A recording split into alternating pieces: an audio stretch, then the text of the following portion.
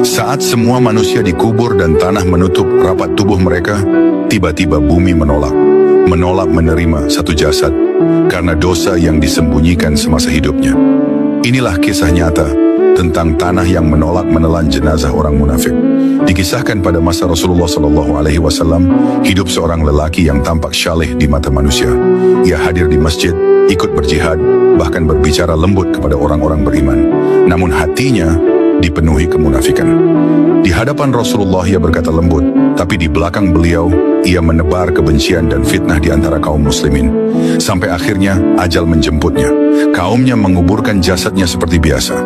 Namun sesuatu yang mengerikan terjadi. Begitu tanah ditimbun, kuburan itu terbuka kembali. Tanahnya terbelah, seolah bumi sendiri enggan menelannya. Mereka menutupinya lagi, tapi beberapa saat kemudian kubur itu terbuka lagi. 3 kali mereka mencoba, dan 3 kali pula bumi menolak. Orang-orang pun berlari kepada Rasulullah SAW dan menceritakan peristiwa itu.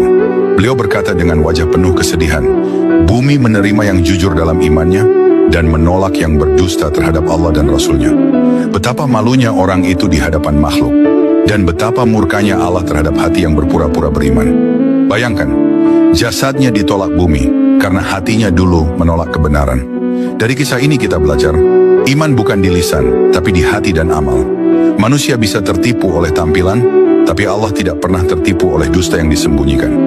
Jika bumi saja bisa menolak jasad orang munafik, bagaimana mungkin surga akan menerimanya? Semoga Allah menjaga hati kita, meneguhkan iman, dan menjauhkan kita dari sifat munafik, sekecil apapun itu. Kalau kisah ini membuatmu takut dan tersadar, tuliskan di komentar. Ya Allah, lindungi aku dari kemunafikan, dan bagikan agar lebih banyak hati yang tersentuh untuk memperbaiki diri sebelum bumi menolak tubuh kita.